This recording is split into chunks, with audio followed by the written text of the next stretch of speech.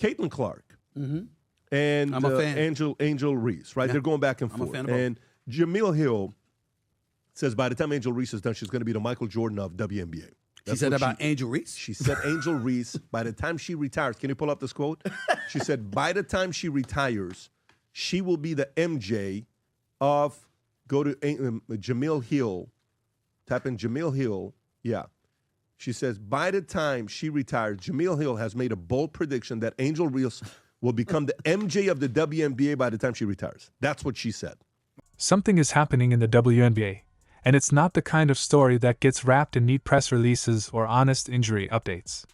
Caitlin Clark, the league's biggest draw, the rookie everyone talks about, the face splashed across billboards and commercials, has been missing from the court for weeks. The official explanation? A groin injury. The unofficial reality? A calculated, expensive cover-up. And this isn't some tinfoil hat conspiracy, it's simple, unforgiving business math. The Indiana Fever are willingly sacrificing tens of millions of dollars by keeping their biggest moneymaker on the bench. Not sidelined to protect her recovery, not even to keep her fresh for the playoffs.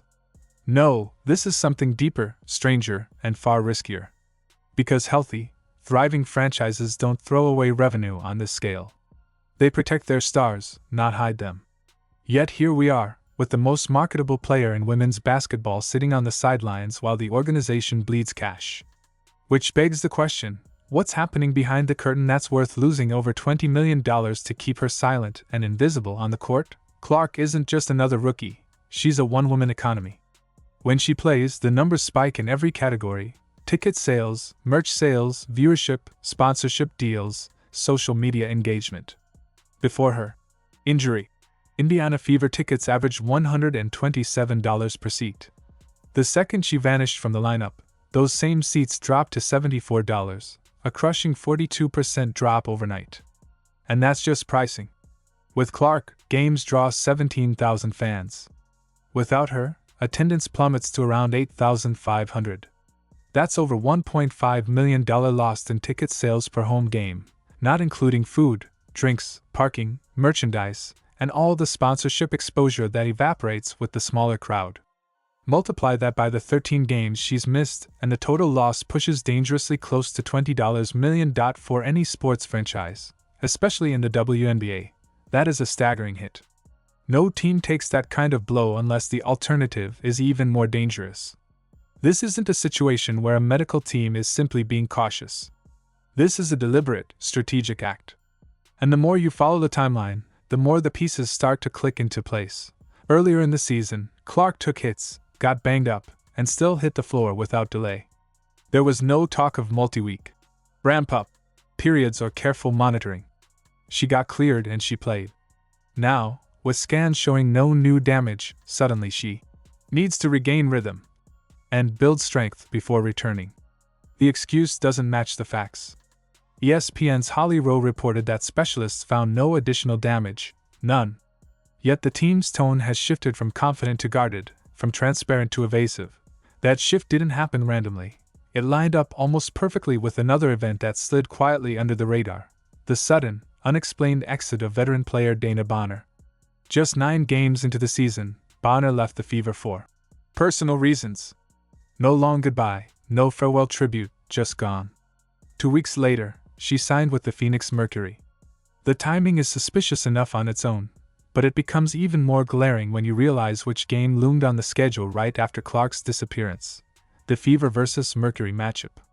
Bonner's revenge game. It's not hard to imagine the pressure cooker that game would have been. The questions from the press.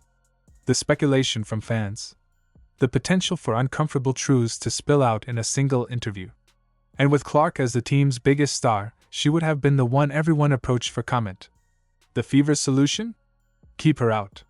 Take the financial hit. Avoid the storm. But they didn't just bench her for that one night. They built a wall around the situation.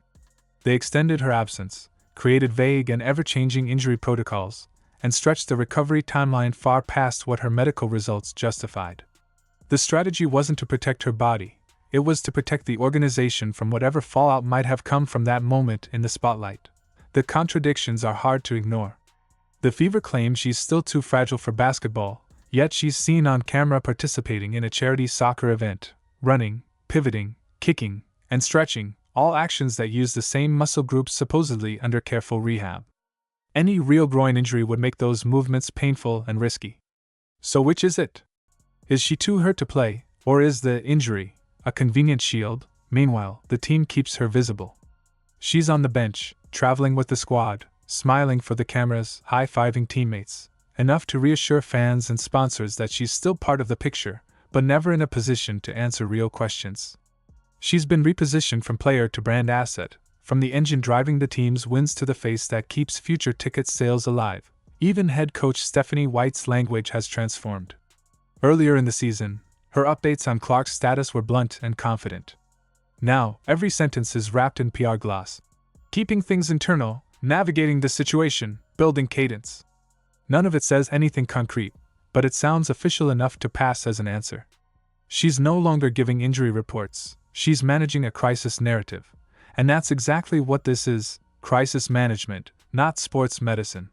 When a franchise is willing to lose millions every single week, the only logical explanation is that they're protecting themselves from something even more damaging than the losses. Maybe it's a fractured locker room. Maybe it's a legal dispute. Maybe it's tied directly to Bonner's sudden exit. Whatever it is, it's being kept airtight. The Fever's approach is textbook corporate containment. Keep Clark visible enough to maintain hope and engagement, but keep her silent and inactive until the storm passes. They need her face on the sidelines, not her voice in front of microphones.